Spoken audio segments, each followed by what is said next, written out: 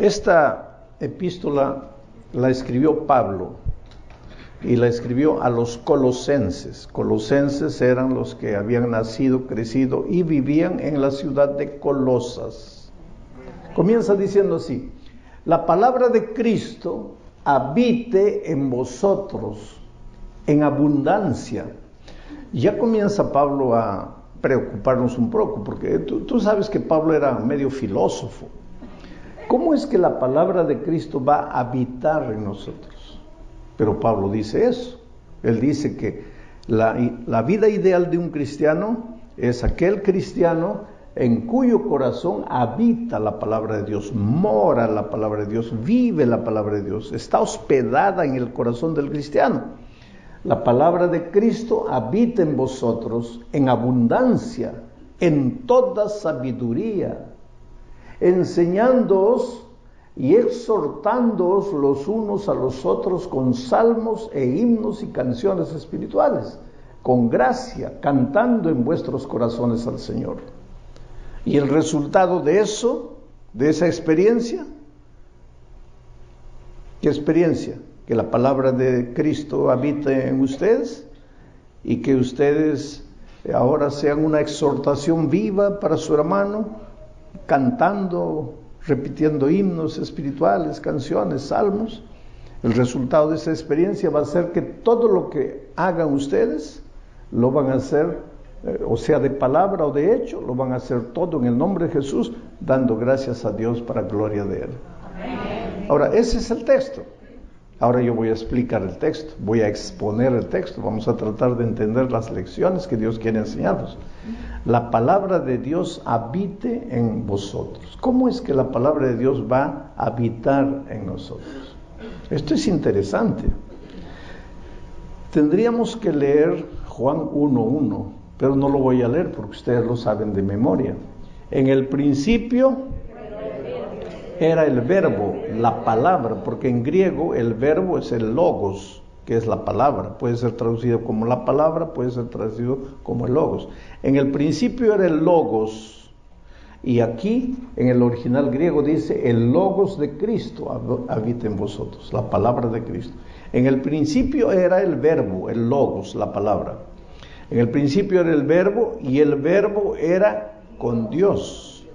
Y el verbo era Dios. O sea, la palabra. Dios es la propia palabra. Dios es la propia palabra. Y Juan 1:14 dice: y el verbo fue hecho carne y habitó en nosotros. Esto es interesante, querido. La palabra para Dios no es teoría, no es un sonido fonético. La palabra para Dios es una persona, es la persona maravillosa de Cristo. Y Cristo lo que más quiere es no vivir contigo, sino vivir en ti. Dios quiere vivir entre los seres humanos. ¿Te acuerdas cuando en el desierto les dio la orden de hacer un santuario? ¿Qué dijo? Y hacerme un santuario y yo ¿qué? Habitar entre ellos. Porque Dios quiere vivir en nosotros. Pero ¿cómo puede vivir? A ver, ¿alguien tiene una idea cómo Dios puede vivir en nosotros hoy? ¿A través de qué? De su Santo Espíritu y de su palabra. Porque nuestro cuerpo es templo del Espíritu Santo. Es el santuario. Pero aquí hay un pensamiento más. Dice, en el principio era el verbo era con Dios, el verbo era Dios, y este verbo fue hecho carne. O sea, ahora mira lo que Pablo dice. Dice, yo quisiera que la palabra de Cristo habite en vosotros en toda abundancia. En otras palabras, yo quisiera que la palabra de Cristo se haga carne en ustedes. Habite en ustedes, se haga carne. No quiero que la palabra solo sea un sonido fonético.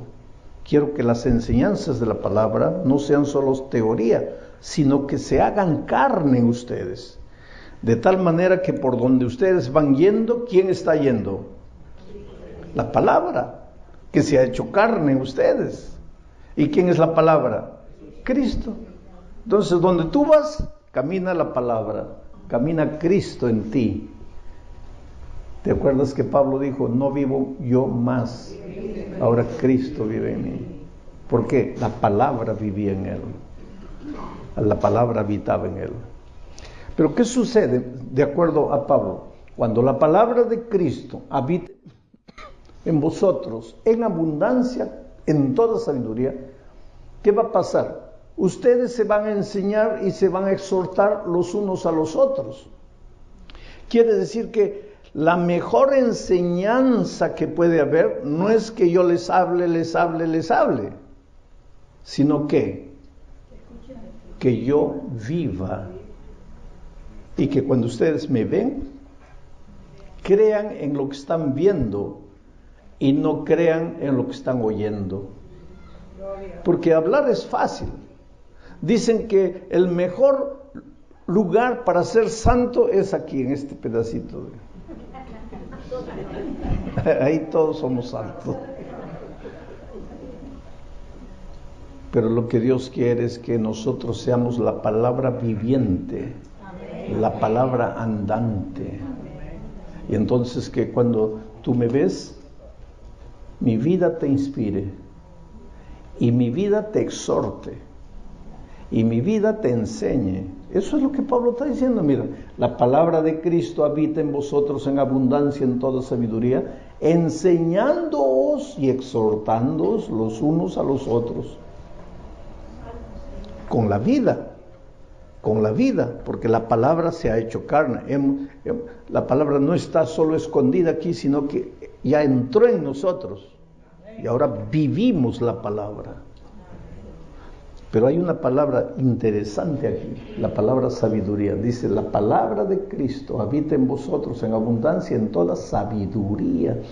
Tú sabes que lo que más necesitamos para ser felices, para ser victoriosos, para ser prósperos en cualquier área de la vida, en la iglesia, en el trabajo, en la familia, en las relaciones humanas, con la esposa, con los hijos, con los compañeros, lo que más necesitamos para saber vivir es sabiduría. Sabiduría. ¿Y qué cosa es sabiduría? Tampoco, sabiduría no es inteligencia. Sabiduría no es estudio. No es porque tú haces un curso doctoral que cuando te gradúas te dan el título de ser un hombre sabio. No, la sabiduría, ¿qué dice la palabra de Dios? Si alguien siente falta de sabiduría, pídasele a Dios. ¿Y qué es lo que Dios te va a dar cuando le pides sabiduría? Te va a dar su palabra. Y cuando la palabra se hace carne en ti, te vuelves un hombre sabio. Hubo un joven rey y Dios se le presentó una noche y le dijo, pídeme lo que quieras y yo te daré. ¿Cómo se llamaba ese joven rey? Salomón. Y Dios le dijo, pídeme lo que quieras y yo te daré. ¿Y qué es lo que Salomón le pidió? Dame sabiduría. Esa palabra sabiduría en hebreo, lo que Salomón dijo, es la palabra yokmah. Les voy a enseñar una palabra en hebreo. Mañana ya le puedes decir a tu amigo que hablas hebreo. Si te pregunta, ¿qué hablas? Yokmah. ¿Y qué es yokmah? Sabiduría. Sabiduría, yokmah, ya sabes una palabra en hebreo. Sabiduría, yokmah. Cuando Dios le dijo a Salomón, Salomón, pídeme lo que quieras y yo te daré. Él le dijo, Señor, dame yokmah, dame sabiduría. Sabiduría es sinónimo de equilibrio, de sentido común, de prudencia, sensatez. ¿Qué es lo que necesitamos para vivir victoriosamente en esta tierra? Porque a veces nosotros arruinamos el matrimonio por falta de sabiduría, del yokmah, del equilibrio, de la sensatez. A veces perdemos un empleo por falta de sabiduría, de equilibrio, de sensatez. Si tuviéramos sabiduría, ¿qué es sabiduría? Sabiduría es una cosa interesante. Mire, la palabra yokmah, te voy a hacer una ilustración. Es como si una mamá tuviera tuviera 11 hijitos hambrientos y tiene un pastel en la mano, una torta dirían los peruanos, un pastel los mexicanos. Y la mamá va a partir el pastel, la torta, en 11 pedacitos, de tal manera que ninguno de los niños se quede insatisfecho. Quiere decir, ninguno de los niños esté mirando al otro. A ver, ¿quién le ha dado más? ¿A quién le ha dado más? Esa habilidad que la madre tiene de partir en pedacitos exactos se llama sabiduría. La sabiduría te da la capacidad de resolver problemas que tú no pensabas que iban a aparecer, pero aparecen y no sabes cómo resolver, y ahí Dios viene, la sabiduría, pero esa sabiduría es la palabra habitando en ti, y después vamos a entrar, para que la palabra pueda habitar en ti, pues tienes que estudiar la palabra de Dios todos los días, pues si no, ¿cómo va a habitar en ti? Pero cuando la palabra está en ti y estás en una circunstancia en la vida que no sabes cómo reaccionar, qué decir, cómo resolver, ahí viene la sabiduría. Y te dice, porque Salomón acababa de decirle a Dios, Señor, solo quiero que me des sabiduría, nada más. Y Dios le dio sabiduría. Bajen un poquito más. Dios le dio sabiduría. Y un poquito después se presentan dos mujeres a Salomón, ¿se acuerdan? Peleando por un hijito. Y una mujer dice, este hijo mío. La otra dice, no, el hijo es mío. Entonces Salomón, como un buen líder, seguro le dijo, tú quédate aquí, voy a hablar solo con ella. A ver, ¿por qué el hijo es tuyo? Por esto, el hijo es mío. Lo convenció. Pero como buen líder dijo, no lo voy a oír solo a él, tengo que oír a la otra también. Entonces quédate tú a ver, ¿por qué el hijo es tuyo? Por esto, el hijo es mío. Y el pobre Salomón no sabía qué hacer, porque esta, por sus argumentos, probaba que el hijo era de ella. Y esta, por sus argumentos, probaba que el hijo era de ella. Y el pobre Salomón tenía que darle el veredicto. ¿Y qué hago delante de esta circunstancia? Ahí viene pues la sabiduría. Él le había dicho, Señor, dame sabiduría, y Dios le había dado sabiduría. Y ahora mire, él reacciona y hace algo inesperado. Yo creo que ni él pensó hacerlo, pero ahí viene la sabiduría, la mano de Dios, ayudándote, enseñándote, mostrándote el camino. ¿Y qué dice Salomón? Bueno, ya que el hijo de los dos traiga un cuchillo, vamos a partir, mitad para una, mitad para la otra, y está equilibrado. Una de ellas dijo, muy bien, correcto, buena decisión. La otra dijo, no, Señor, si es para matar a mi hijo, prefiero que se vaya con la otra. Y ahí el rey dijo, esta es la verdadera mamá, porque solo una verdadera madre haría. ¿De dónde le salió al rey eso? Ahora ya pensaste tú cómo sería en las circunstancias de tu propia vida, delante de una circunstancia en la universidad para estudiar, en el trabajo, de una respuesta que tienes que darle al jefe, delante de un pedido de alguna cosa, de la esposa, del esposo, del hijo, el papá, que a veces no sabes qué responder, no sabes qué decir. Y en ese momento tú le dijeras, Dios mío, necesito que me ilumines, y viene la sabiduría. Pero ¿qué es lo que Pablo dice? La palabra de Cristo habita en vosotros, en abundancia y en toda sabiduría. La sabiduría en ti va a ser el fruto de que Jesús, la palabra, habita en ti. La palabra Jesús, con sus enseñanzas, con sus instrucciones, con sus doctrinas, habita en ti. Pero ¿cómo va a habitar en ti si tú no abres el corazón? Y si tú no buscas la palabra, y si tú no la estudias. Y aquí viene el primer deber del cristiano. Mira, cristianismo es compañerismo con Cristo. Cristianismo es comunión diaria con Jesús. Si fuera solamente estar en la iglesia, el cristianismo no se llamaría cristianismo, se llamaría iglesismo. ¿Pero por qué se llama cristianismo?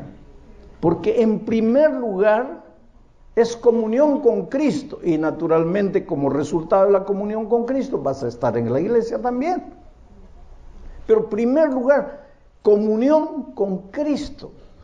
Y no hay comunión con Cristo sin las palabras de Cristo en tu corazón. Tienes que buscar todos los días la palabra, aunque no tengas ganas de leer la palabra. Porque este hombre natural que nosotros traemos dentro de nosotros es como un caballito salvaje. No le gusta la palabra, no le gusta el camino de Dios. A esta nuestra naturaleza lo que le gusta es correr.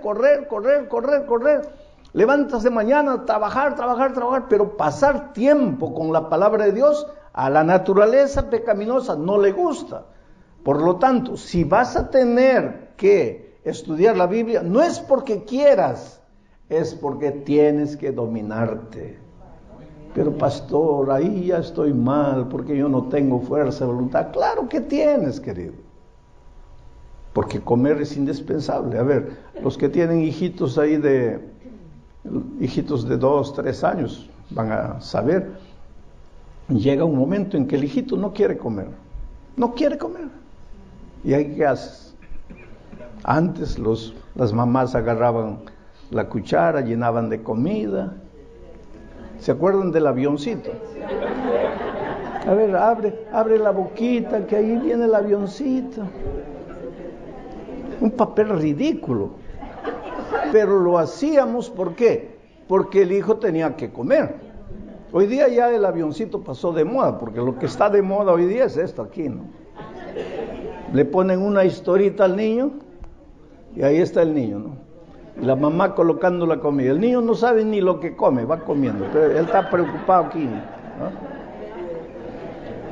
Yo cuando era niño no había ni avioncito, ni había celular, ni iPad, ni nada. Solo había chanclas. Y ahí mi madre pues sacaba las chanclas. Ya, hijo. No, que no me gusta. No es para gustar, es para comer. No, que... Por eso como cebolla, ajo, espinaca, lo que tú me des yo como. A chancletazo limpio. Ahora, dime una cosa. Mi mamá era mala. ¿Por qué me obligaba a comer? ¿Por qué crees que me obligaba a comer? Porque el que no come muere. Entonces, ¿por qué Dios nos dio la palabra? Ya la vida está llena de deberes y todavía Dios nos carga otro deber de leer la Biblia antes de dormir, leer la Biblia al levantarse. ¿Por qué? Es por tu propio bien, hijo. Ahora perdona la herejía que voy a decir. Lo único que le falta a Dios es sacar las chancletas. Y cuando llega la noche estás queriendo dormir ahí sin estudiar la palabra, ya. Pues todos estaríamos espiritualmente robustos. Y si la palabra morase en nosotros, ¿qué pasaría? Delante de las circunstancias de la vida tendríamos sabiduría para tomar las decisiones. El problema es que no hacemos, no estudiamos la palabra. Y queremos que todo salga bien. En la hora en que tenemos que tomar decisiones, queremos tomar decisiones acertadas. Pero si no tenemos la palabra en nosotros, si no buscamos la palabra de Dios, hay que buscar la palabra de Dios. El otro día, un joven me dice, pero pastor, si yo estoy tan cansado que he estudiado para el examen de mañana, estoy tan cansado, ¿para qué voy a leer la Biblia si no entiendo nada, pastor? No entiendo nada.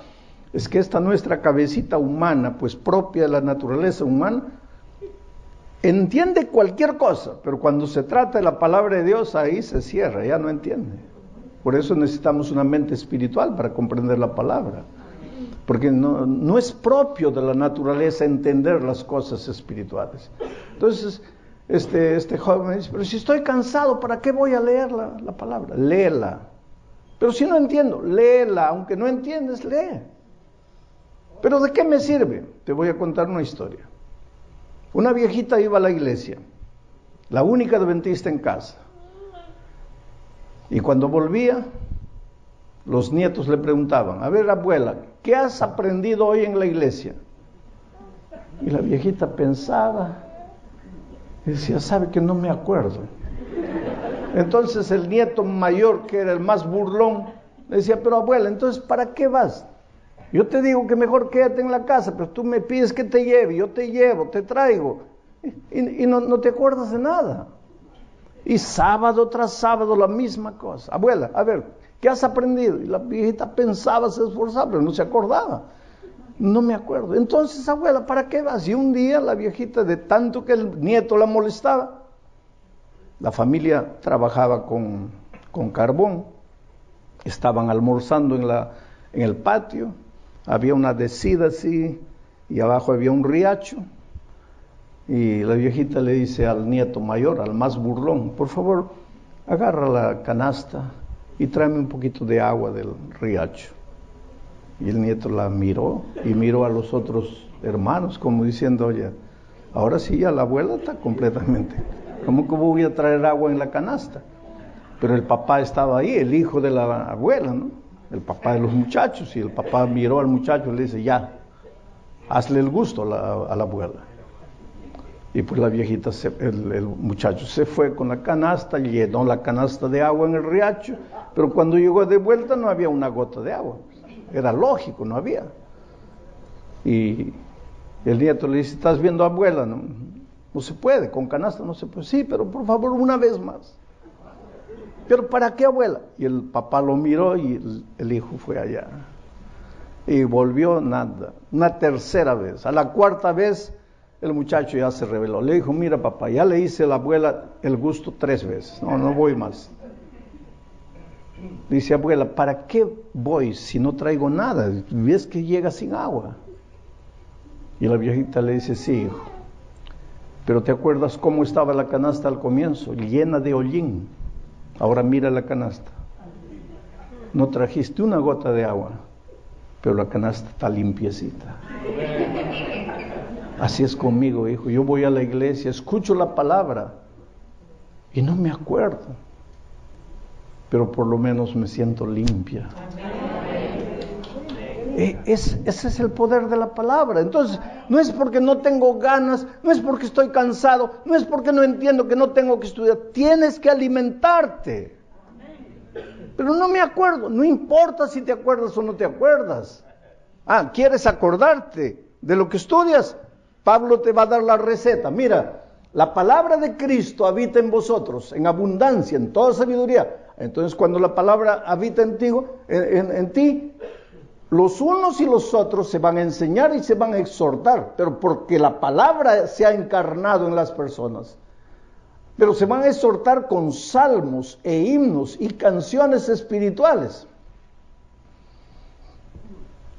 Yo escuché una propaganda aquí en Miami de una compañía de seguros, alguna cosa así, y daba el teléfono y decía, cántalo para que no te olvides. Cántalo para que no te olvides. Esa compañía de publicidad tiene que pagarle a Pablo, porque Pablo es el que da el consejo. Cántalo para que no te olvides, para que la palabra se encarne en ti, para que la palabra no se vaya de tu mente. Canta salmos, canta himnos. Cuando cantas, a la cruz de Cristo voy, pobre, débil, ciego soy, eso se está encarnando en ti, porque hay una ley de la mente que dice así: la repetición constante de un mismo mensaje lleva inevitablemente a la acción. Esa es una ley de la mente, del aprendizaje. Voy a repetirlo. La repetición constante de un mismo mensaje lleva inevitablemente a la acción. Bueno, como la repetición constante de un mismo mensaje lleva inevitablemente a la acción, voy a repetirlo de nuevo. La repetición constante de un mismo mensaje lleva inevitablemente a la acción. Ustedes ya se lo están sabiendo. Y si comienzan a cantar eso, ya no se olvidan nunca. Y el diablo sabe de esa ley de la mente. Por eso en las canciones te repite, que te conocí una noche, que ya me fui a la cama contigo, que esto, que te repite, porque sabe que la repetición constante del mismo mensaje te lleva inevitablemente a la acción. Ahora, si tú agarrases los conceptos bíblicos, los versículos de la Biblia, y los grabases, y los cantases, te va a llevar a la acción.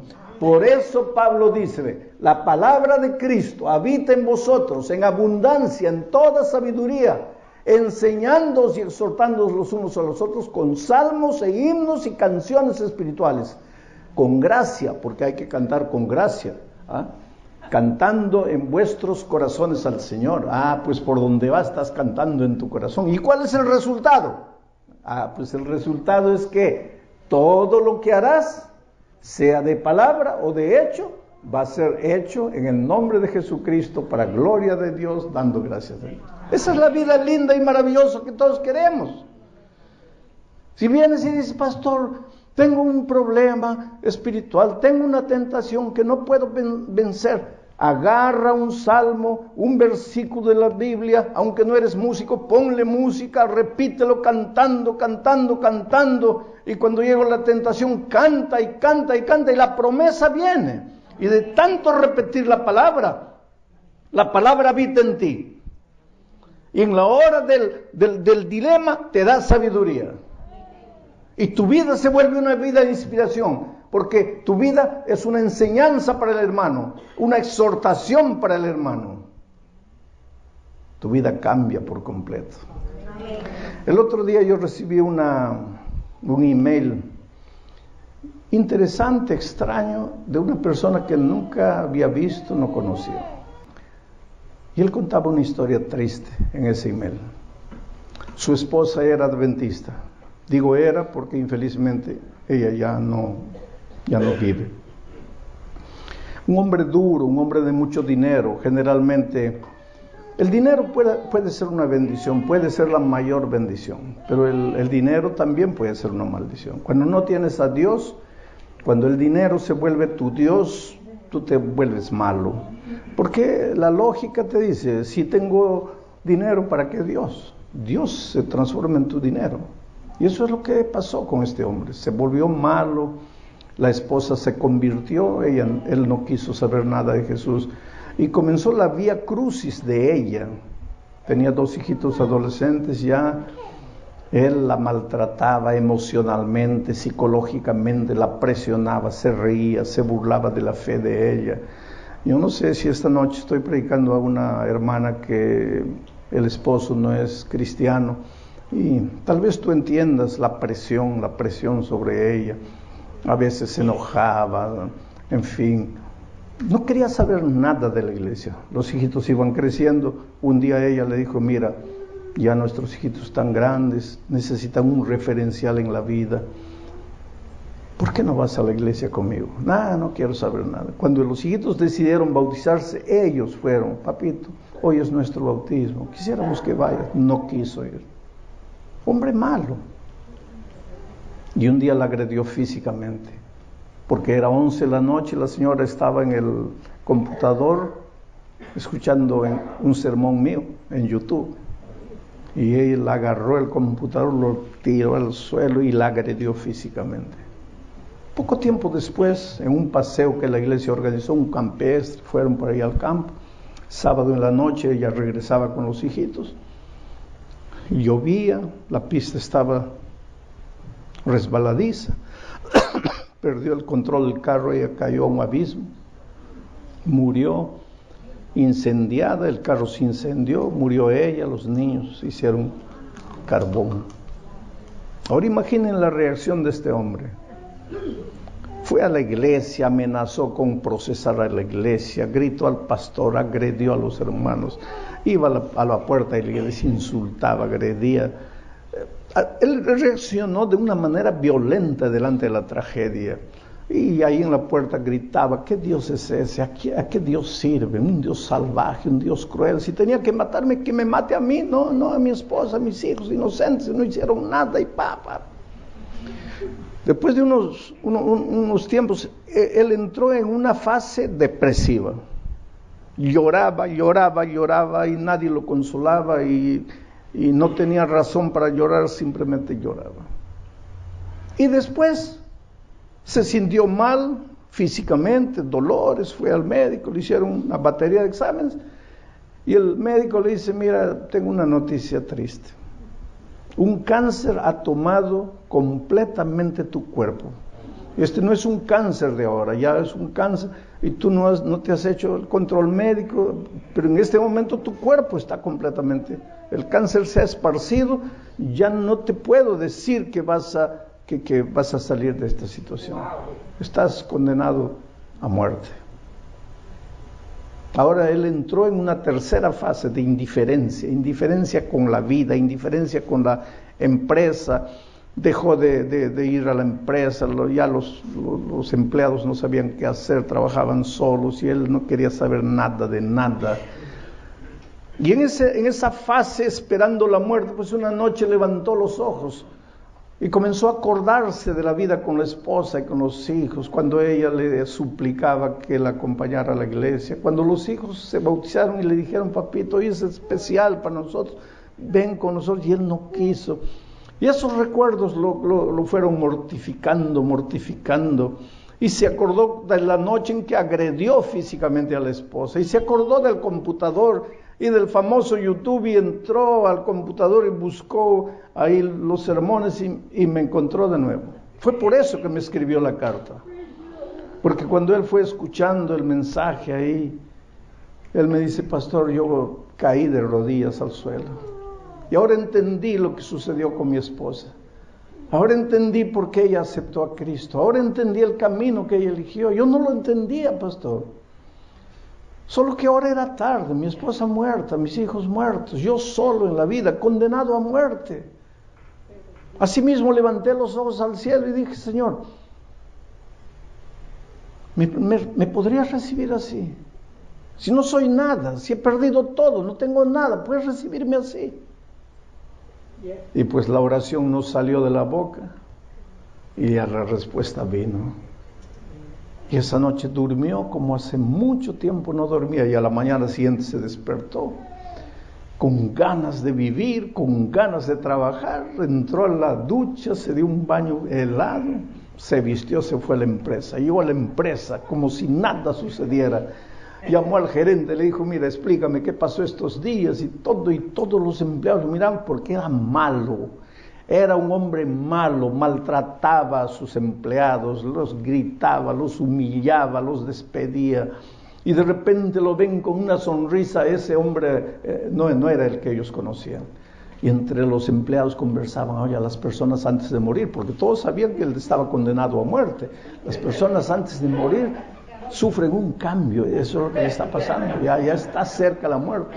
La verdad es que él estaba diferente. Al día siguiente volvió, al otro día siguiente volvió, reorganizó, hizo planes de transformación de la empresa, humanizó más la empresa, y nadie entendía lo que estaba pasando. Pero es que él se había encontrado con Jesucristo, y eso nadie sabía. Y entonces llegó el momento de hacer el examen que tenía que hacer siempre. El médico le hizo los exámenes, le dijo: mira, ¿estás tomando algún remedio paralelo a los que yo te estoy dando? No, dime en serio, ¿estás tomando alguna cosa? No, doctor. Y yo quiero decirle algo más: ni estoy tomando más los remedios, porque yo, pues ya, ¿qué esperanza tengo? ¿Para qué? El médico le dijo: mira, te voy a dar otros exámenes que necesitas hacer con la mayor urgencia. Trajo los exámenes, el médico le dijo: mira, algo está sucediendo contigo y no entiendo. Te voy a pedir que procures otro hospital, otro médico, otro especialista, hagas otros exámenes, porque no quiero darte mi opinión sin ver otros resultados y otra opinión profesional. Y él fue a otro lugar, hizo otra batería de exámenes, volvió. Y el médico le dijo: mira, de acuerdo con lo que yo tengo aquí en la mano, tú nunca tuviste cáncer. Y él me escribió la carta y me dice: pastor, estoy sano. Esa noche Dios no solo curó mi alma, esa noche curó mi cuerpo. Y yo no le pedí que curase mi cuerpo, yo solo le pedí: Señor, perdóname por lo que hice, perdóname la manera como traté a mi esposa, a mi hijo, pena que yo no puedo remediar nada, está hecho, ya está hecho, pero yo estoy arrepentido, perdóname. Yo no le pedí que me cure del cuerpo y Él me curó. Al final del año reunió a sus empleados y les dijo, miren, a partir de hoy, todos los años, si tenemos lucro, si tenemos ganancia, 50% de la ganancia va a ser dividido entre ustedes, los empleados. Y él me dice, pastor, yo no quiero casarme, yo no hago planes para formar de nuevo una familia, porque he encontrado en la palabra de Dios que cuando Cristo venga y el ángel haga sonar la trompeta, mi esposa va a resucitar, mis hijos van a resucitar, y yo quiero darles la sorpresa de que estoy transformado, que el Señor Jesús hizo una maravilla en mi vida. La palabra, cuando la palabra entra en tu corazón, entra el propio Señor Jesucristo. Y cuando tú permites que la palabra habite en ti, tu vida se transforma. Tu vida, ahora ese hombre es una inspiración para sus empleados, es una inspiración para sus vecinos, es una inspiración en la iglesia, porque ha sido transformado. La palabra, querido, la palabra tiene que salir del papel y hacerse carne en nuestra experiencia. Y por donde vamos, pues, las personas tienen que ver la Biblia en nosotros, las enseñanzas bíblicas en nuestra vida. Y la principal característica es el amor, es la sabiduría, es el equilibrio. Por eso la Biblia dice, hoy es el día de buena nueva. Hoy es el día de salvación. Y por eso necesito hacerte una invitación. Y esta invitación no es para los miembros bautizados de la iglesia, porque ustedes un día ya se levantaron, ya fueron adelante, ya le entregaron la vida a Jesús. Esta invitación que voy a hacer es para ti, querido, que eres un amigo que está visitando, que aceptó la invitación de un vecino, de un pariente, de un compañero de trabajo, que esta tarde vino aquí para escuchar la palabra. Pero esta noche quieres decirle, Señor, yo quiero que la palabra habite en mí.